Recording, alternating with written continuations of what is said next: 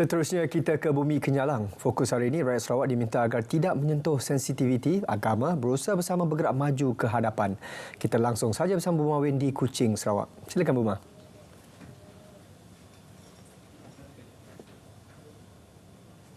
Baik, terima kasih Sahi.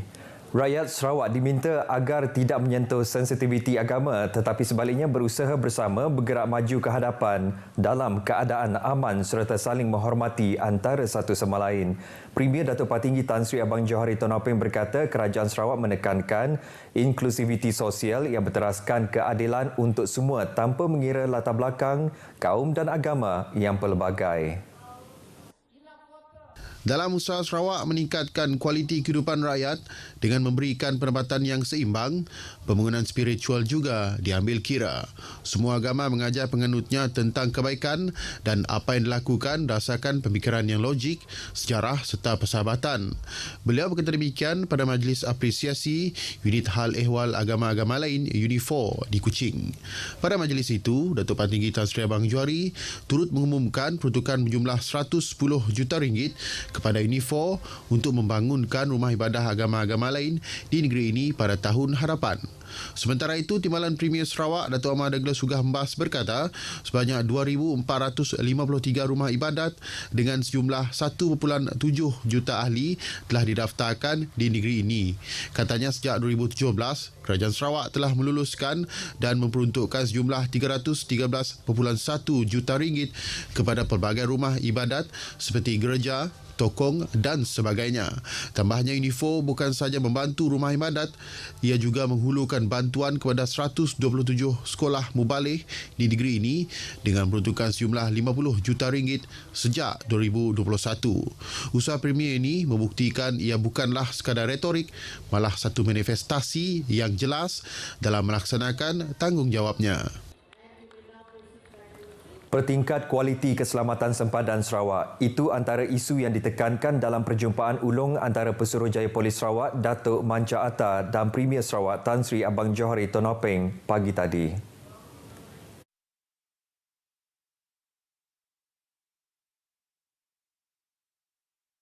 Dan di darat bagi memastikan negeri ini tidak mudah dilolosi. Semua isu sempadan tadi darat laut perlu ditambah baik dari segi aset, logistik, kawalan keselamatan di sempadan, merupakan sempadan darat dan laut.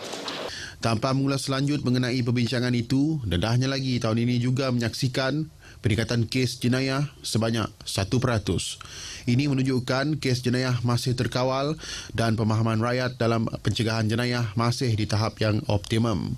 Datuk Manca menjelaskan perkara itu kepada media selepas mengadakan kunjungan hormat ke atas Premier Sarawak di Wisma Bapa Malaysia Kuching pagi tadi.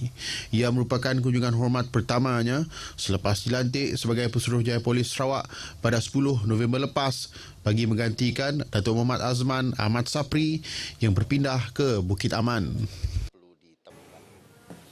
Baik, jumlah kes COVID-19 di Sarawak meningkat dengan 631 kes baharu dilaporkan pada Minggu Epidemiologi ME ke-50 pada 10 hingga 16 Disember lepas. Timbalan Premier Sarawak, Datuk Ahmad Douglas Sugah Mbas yang juga merupakan pengerusi Jawatan Kuasa Pengurusan Bencana Negeri JPBN berkata ia menunjukkan peningkatan sebanyak 103.5% berbanding 310 kes minggu sebelumnya. Walau bagaimanapun, tiada kematian baharu dilaporkan. Terdapat tren peningkatan dalam jumlah kes COVID-19 yang dimasukkan ke hospital sejak awal bulan lepas.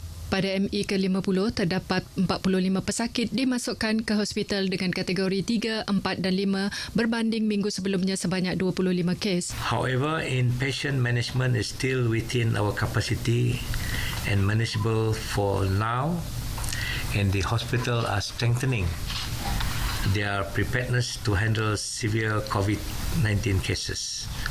Datuk Ahmad Douglas Ugah berkata demikian dalam satu sidang media di Kuching. Beliau memberi jaminan pengurusan pesakit masih dalam keadaan terkawal dan hospital di seluruh negeri sedang memperkukuh kesiapsiagaan mereka untuk menangani kes yang teruk. Sehubungan itu, beliau menasihati orang awam terutama kumpulan berisiko tinggi untuk sentiasa mengekalkan kebersihan diri termasuk menggunakan pelitup muka di tempat awam serta dapatkan rawatan segera jika simptom bertambah teruk.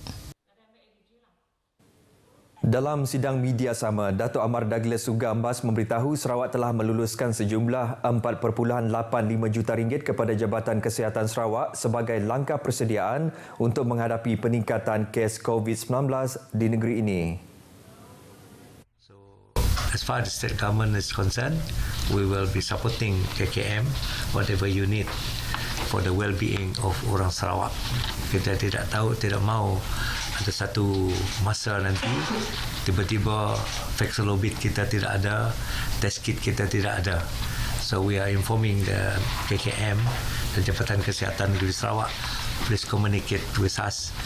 Premier SOS ever ready to assist. This is for the well-being of orang Sarawak. Menurutnya, antara lain peruntukan tersebut melibatkan dana tambahan berjumlah 2 juta ringgit untuk pembinaan Hospital Lapangan Kuching di Hospital Umum Sarawak. Katanya, pembinaan Hospital Lapangan berkapasiti 88 katil tersebut dijangka akan bermula bulan depan.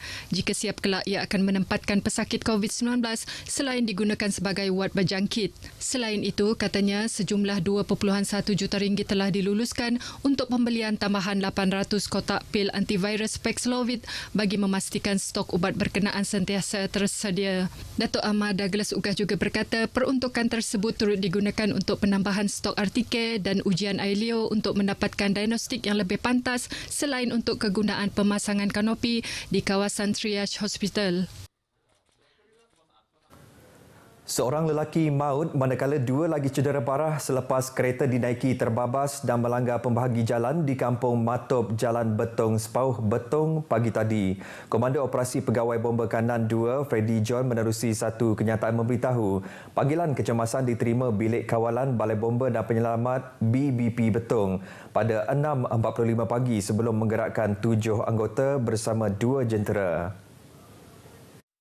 Mangsa maut Joni Belikau Bari, 38 tahun, tersepit di tempat duduk pemandu. Manakala 2 penumpang, Arabella Grace Marcos, 17 tahun dan Maxwell Ahmad, 23 tahun, sudah dikeluarkan oleh orang awam sebelum ketibaan pasukan bomba.